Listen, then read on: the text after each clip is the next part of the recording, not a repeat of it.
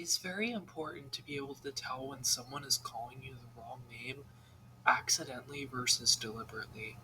Today I'm going to break down how you'll be able to tell, give some advice for people on both sides of this situation, as well as provide a secret section, not really secret, I don't know why I said that, provide a section where I dive into the negative feelings it can cause.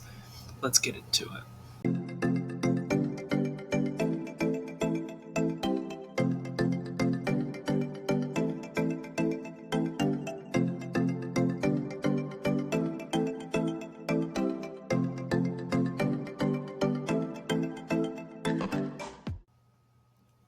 We're going to look at the different outcomes and determine what the best way to react to each of them is.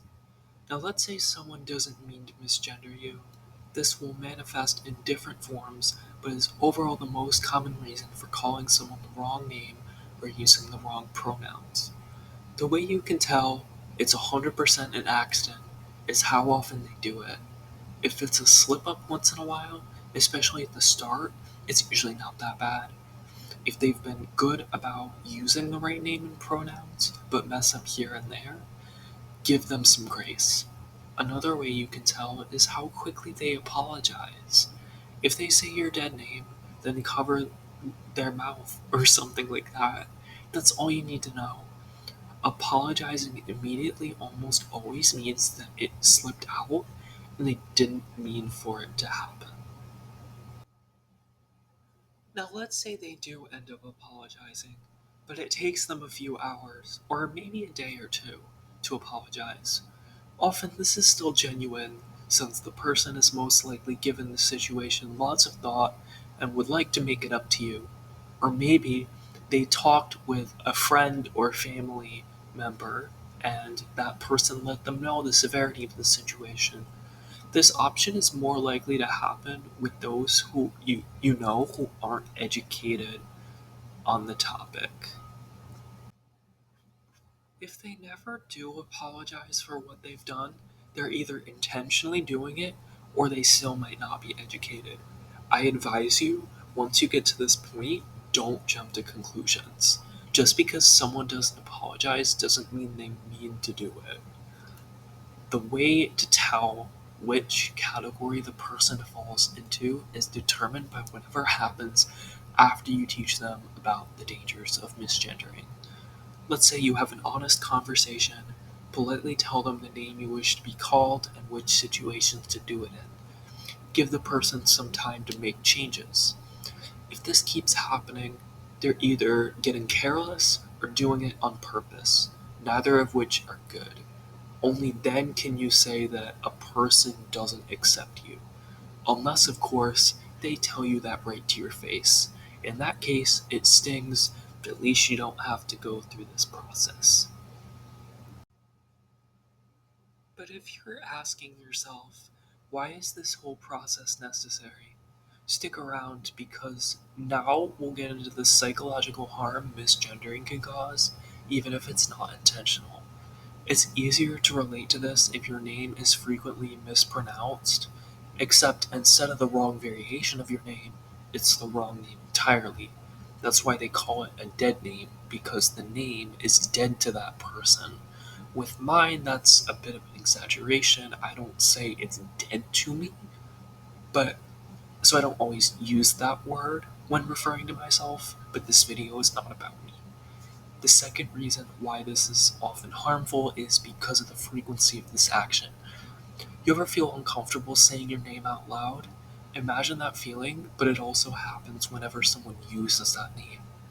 Calling the person by their preferred name, even if you're confident it's a phase, will give them a deserved break. By the way, research shows it often isn't a phase. Don't believe me? Check out this study from the NIH.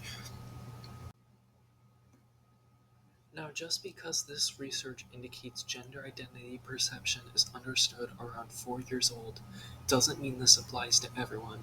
I broke that down in my transgender stereotypes video. Go watch that if you haven't yet. Even though this isn't the case with me, I understand this questioning happens to most people at a young age. But the greatest risk, one that deserves the most attention, is what trans people can do to themselves. There's a massive risk for trans people taking their own lives, and I have another study to prove it. This study cites multiple other studies that generated similar outcomes, so I believe it's trustworthy. So we know about the dangers of misgendering someone and the ways to tell if another person is doing it on purpose. But now I'd like to go into how you can avoid doing it. No name is better than dead naming. What I mean by that is finding other ways to refer to the person. Instead of saying their birth name, don't say any name. This is primarily meant for the trans people who are a little more nervous to come out like I was. This can also be a good stepping stone before you're ready to use someone's preferred name. Don't be afraid to ask for clarification, especially in private. Have the person you know remind you when to use their preferred name. This goes for whenever you're unsure or whenever you've forgotten. Better safe than sorry. Remember, this isn't always easy, so don't beat yourself up if you don't get it right away. But that also goes for the trans person. Try your best not to take everything out on the person dead naming you. Instead, politely correct them, and if they don't make the change, that's not your fault.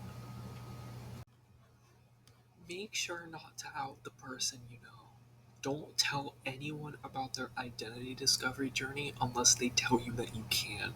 It's their journey, let them go at their own pace.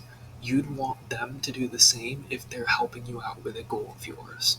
But this time, their goal is to fully understand their identity, and it takes time. Be sure to ask them about their journey and the hardships they've been through, but don't be surprised if they aren't comfortable, since this isn't an easy thing to talk about for anyone. So that'll be it for today. I figured I'd make another video centered around transgender people since my last one got 150 views. I know this is long overdue, but I hope whether you identify as trans or know someone who is, that you've learned something in this video. Please remember to like, subscribe, and comment down any video suggestions that you have. If this is your first time on the channel, go check out some of the other topics I discuss. Thank you again, and goodbye.